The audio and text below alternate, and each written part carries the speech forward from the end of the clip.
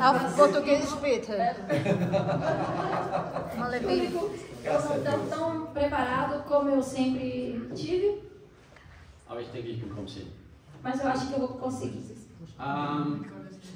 In Johannes 13, Vers 32, vielleicht können wir den mal Em kurz haben. João 13, 32, Da können wir lesen, das letzte Stück, was Jesus mit seinen Jüngern verbracht hat. Und Judas war noch dabei. e lá podemos ler os últimos momentos que Jesus ficou com os 12 apóstolos e Judas também era um deles. Und in diesem Abschnitt, ja, Johannes 13, ich glaube ab 31. Ja. Da er aber hinausgegangen war, gemeint ist Judas. Quando Judas saiu, quer dizer Judas, Nun, also danach, ist des Menschensohn verklärt und Gott ist verklärt in ihm. então Jesus diz: glorificado o Filho do Homem, e Deus foi glorificado nele. Nachdem Judas hinausgegangen war, Depois que Judas saiu, ging es weiter in der Gemeinschaft der Jünger untereinander. então continuou essa unificação entre os apóstolos. Und dann ging der Leidensweg Jesu los. Dann kam die Passion Christi. E depois disso aconteceu a paixão de Cristo. Was mir in den letzten Tagen aufgegangen ist, Judas ist gegangen und nachdem er weg war, war das möglich. Es war also notwendig, dass er geht. Depois que Judas saiu, foi que aconteceu isso. Então foi importante Judas ter deixado os 12. Das heißt, das Unreine, das Rebellische, das, was mit Jesus nicht einverstanden war, das musste raus aus der Gemeinschaft der Jünger. Então aquilo que não é puro teve que sair do meio do povo que era puro. Ich komme jetzt auch auf ein anderes Kapitel, das ist Matthäus 8, ich glaube ab Vers 1. O próximo capítulo é Mateus 8. 8. Das ist die Heilung des Aussätzen. Es gibt mehrere Heilungsgeschichten. E é sobre a história de um leproso, a cura de um leproso. Unter anderem eben die wir in Matthäus 8 finden. E essa está em Mateus 8. Und er kommt also zu ihm mit Vertrauen und sagt, Herr, wenn du willst, kannst du mich wohl reinigen. Então ele chega até Jesus com muita fé e fala: Jesus, se o Senhor quiser, o Senhor pode me curar. Und Jesus macht das, er heilt den Aussätzigen. E Jesus faz então o cura. Und in anderen Versionen dieser Geschichte lesen wir, dass es jemand war, der war voll Aussatz, also der war sehr unrein, sehr befallen von dieser Krankheit. E já em outras versões, a Bíblia diz que esse homem estava muito doente, ele estava muito leproso. Das Interessante ist, dass, wie es dann weiterging. Also Jesus hat ihn geheilt und dann. E o interessante é como que continuou toda essa história. Jesus curou ele e Dann hat ihm gesagt, du sollst niemandem erzählen, dass ich dich geheilt habe. então Jesus fala para ele: você não deve contar para ninguém que eu te curei. Warum? Por que isso? Weil es war Jesus wichtig, dass dieser Mensch erstmal alles an Regeln einhält, was damals geboten war. Porque era importante que essa pessoa ele ficasse firme em todas as regras. Existiam regras para depois da cura. Das heißt, er hat ihn in den Tempel geschickt zu den Priestern, dass die ihn begutachten, ob er auch tatsächlich geheilt ist. E a regra era que ele teria que ir até o templo e lá um pastor teria que averiguar se ele realmente estava curado. Also ich stelle mir vor, wenn du von Aussatz geheilt worden bist, dann bist du noch nicht gleich 100% fit. Então imagina que você seja curado da lepra, mas depois da cura você não está 100% curado, ou então, sei lá, talvez você está um pouco mole ainda. Und jetzt checkt ihn Jesus im Tempel und ich habe mal nachgeguckt, wo in etwa die Geschichte spielt. Also man kann davon ausgehen, der hat ihn rund 100 Kilometer auf eine Wanderung geschickt. Geht zum Tempel, das war nicht um die Ecke. Então, depois disso, Jesus disse para ele: vai para o templo. Então, imaginamos que esse templo não era perto de onde aconteceu a cura, talvez uns 100 quilômetros a mais. Und dann ist dieser Geheilte, so wie Jesus ihm geboten hat, zum Tempel gegangen und die Priester haben ihn begutachtet. Então, esse priester, né, essa pessoa, averigou se ele realmente estava curado. Und Jesus hatte noch was auf den Weg gegeben, dass wenn er bei den Priestern war, dann soll er, so wie es Mose geboten hat, im Tempel die Opfergabe darbringen. E Jesus disse algo a mais para ele. Disse que assim que ele chegar lá na sinagoga, falar com esse priest, ele teria que também seguir a lei de Moisés, que era dar algo, uma oferta. Teria que dar uma oferta. Es gehörte zur Aufgabe vom Leben Jesu auf der Erde, Também uma das coisas que Jesus teria que fazer aqui na Terra era dass reinblieb, dass die Gebote, die es damals gab, auch eingehalten hat. que ele seguisse todos os mandamentos que existem aqui na Terra. Und deswegen hat er auch dem Aussätzigen geboten, diese Regeln, die vorgesehen waren, einzuhalten. Por isso, ele disse para esse leproso, ele teria que seguir todos esses parâmetros. Und wenn man sich das so anschaut im Alten Testament, das ist ein Reinigungsprozess. Quando olhamos no Antigo Testamento, a gente vê que isso é tudo um processo de limpeza. Worauf ich hinaus will. Aonde eu quero chegar com isso? Es findet in der Gemeinde Jesu, auch in dieser, Existe na igreja do Senhor, também nessa igreja, ein Reinigungsprozess statt. processo de limpeza. Wundert also euch nicht, wenn ihr Zweifel habt, wenn ihr Streit mit Geschwistern habt, Streit mit Arbeitskollegen, Streit mit Nachbarn, wenn ihr alle möglichen Probleme habt. Então, não se assuste quando você tem problema com o seu irmão aqui na igreja, com alguém do trabalho, ou sei lá, com quem for. Wie gesagt, nachdem Judas gegangen war, Então eu disse, depois que Judas, voltando à história, voltando atrás, depois que Judas saiu, war die Gemeinschaft der Jünger voll und ganz möglich. depois que Judas deixou os 12, a comunhão entre os irmãos foi diferente. Und wir lesen im Thessalonischer Brief, E a gente lê em Tessalonicenses dass das Kommen Jesu nicht kommen kann, bevor der Abfall gekommen ist. Also Thessalonischer Brief, Jesus kann nicht wiederkommen, kann nicht entrücken, bevor der Abfall war.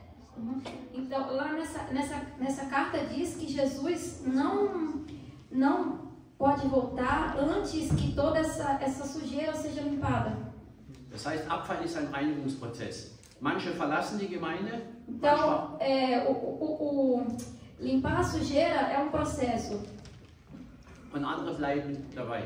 Então, uns estão aqui, outros vão. Und das muss so sein. E tem que ser assim.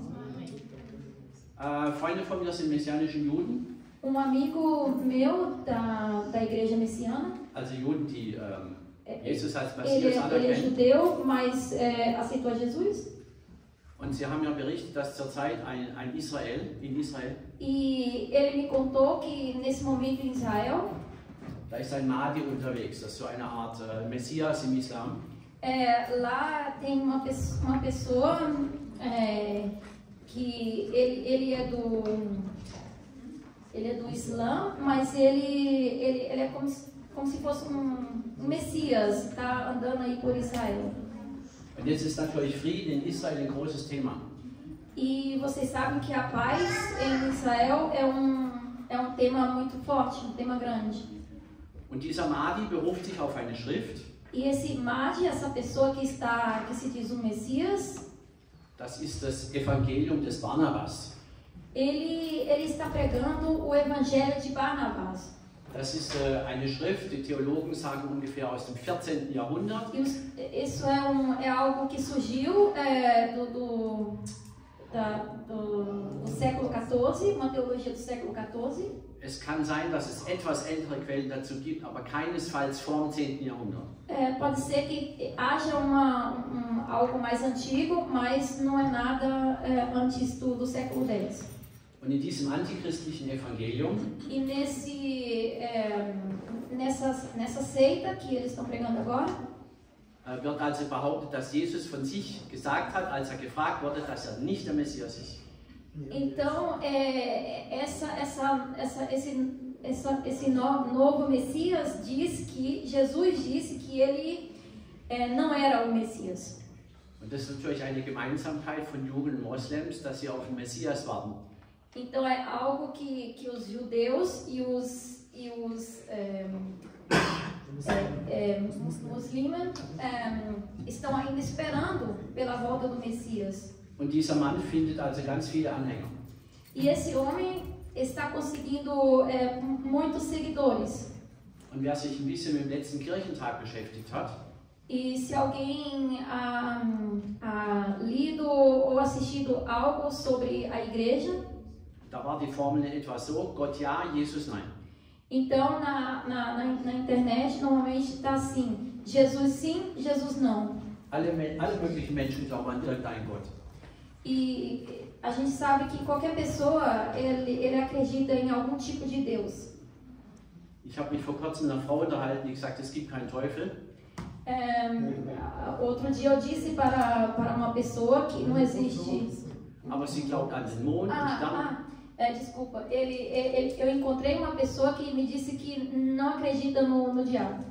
Aber sie glaubt an den Mond und an Sternkollationen und an bestimmte Tiere. Mas essa pessoa acredita em várias outras coisas, nas estrelas, em animais.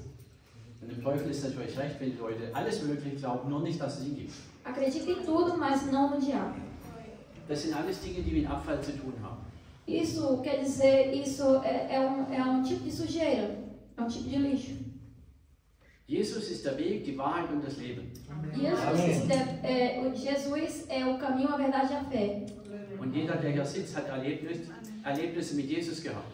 E todos vocês que estão aqui já tiveram algo com Jesus. Und das geht eben nur mit Jesus und mit nichts anderem.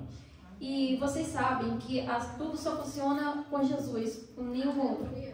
Und wie wir gerade eben bei dem Aussätzigen gehört haben, er musste einen langen Weg zurücklegen. Er musste zum Tempel, er musste sich reinigen lassen, er musste zu dem Priester, er musste Opfer bringen. E esse leproso, ele teve que fazer todos os processos. Ele teve que andar vários quilômetros, ele teve que chegar na sinagoga, ele teve que ser visto pelo priester e depois ter dado a oferta. Wenn wir eine Begegnung mit Jesus haben, dann hat es Konsequenzen, dann begründet es einen Weg. Então, quando temos um encontro com Jesus, existe também uma consequência. Und wenn es etwas in eurem Leben gibt, wo ihr nicht die Gemeinde verlassen sollt, sondern das, was in eurem Leben nicht in Ordnung ist, dann tut das heute. Então, se tiver algo que está incomodando a vocês aqui na igreja, also wenn es etwas in eurem Leben gibt, was unrein ist, was nicht in die Gemeinde gehört, dann verlasst nicht die Gemeinde, sondern verlasst das, was nicht in Ordnung ist. Se vocês tiverem algum problema na vida de vocês que não dá certo, então não deixe a igreja, e sim deixe o problema que está corroendo vocês. Könnt ihr euch stundenlang im Fernsehen Krimis anschauen, mit Gewalt auseinandersetzen? A gente pode olhar várias horas na televisão algo de crime. Schaut ihr, sei es auch nur aus Neugier, pornografische Bilder an? Ou talvez olhar pornografia.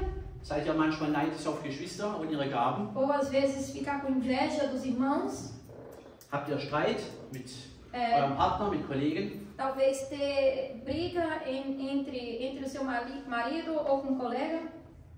Ich möchte, dass jetzt mal einen Moment still sein und jeder mal für sich in sich geht. Was ist in meinem Leben nicht in Ordnung? Wie wenn es heute ein Abendmahlgottesdienst wäre. Das Unreine kann nicht in eurem Leben bleiben, es kann auch nicht in der Gemeinde bleiben.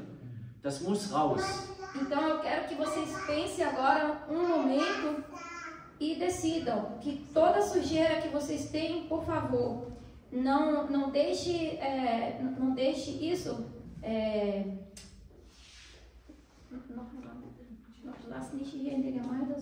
Ja, also wenn jetzt irgendwas merkt in eurem Leben, es ist nicht in Ordnung oder was Unreines. Se vocês perceberem se algo não está bem na vida de vocês, que algo está deixando vocês mal, dann stellt euch vor, wir hätten heute einen Abendmahlsgottesdienst und ihr würdet lieber nicht am Abendmahl teilnehmen, weil euch jetzt klar wird, das und das und das und das geht nicht. Então vocês mesmo deverão refletir e falar, não, eu não quero aceitar isso e não deixar de vir à igreja. Mir ist in dem, was ich jetzt so euch vermittelt habe, einfach klar geworden, es gibt Dinge, die haben in der Gemeinde keinen Platz. Es darf nicht sein. Então eu quero dizer para vocês, tem coisas que não podemos ter aqui na igreja. Und ich bitte euch jetzt wirklich mal, einen Moment still zu sein, in euch zu gehen. Ihr könnt auch am Ende des Gottesdienstes Gespräche suchen mit den Diakonen, mit denen, die da sind. Eu peço a vocês que reflitam e vocês podem conversar talvez com o diácono, alguém que possa ajudar vocês. oder mit Claudia einen Termin ou com ausmachen Cláudia, und es jetzt in diesem Augenblick, in den nächsten Minuten vor Gott bringen und sagen, ja, heute möchte ich nicht aus dem Gottesdienst gehen, ohne das anzupacken, ohne mich auf den Weg zum Tempel zu machen, ohne zu den Priestern zu gehen, ohne mein Opfer zu bringen. Opfer zu bringen heißt, diese Dinge aufzugeben. Então, reflitam e pensam, hoje eu não quero sair daqui sem deixar tudo isso para trás. Lass uns einen Moment still sein. Pense um pouquinho, por favor. O que vocês querem deixar para trás?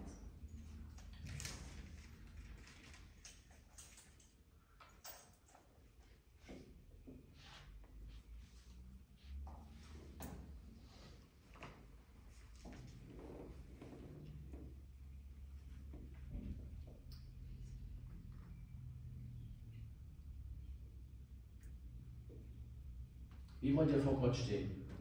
Was soll Gott sein? Euer Richter oder euer Erlöser? Como vocês querem estar diante de Deus? Como um juiz Oder als euer Erlöser? ou como seu Salvador? Ihr habt es in der Hand, heute, Vocês têm isso na mão hoje, jetzt. agora. Aleluia.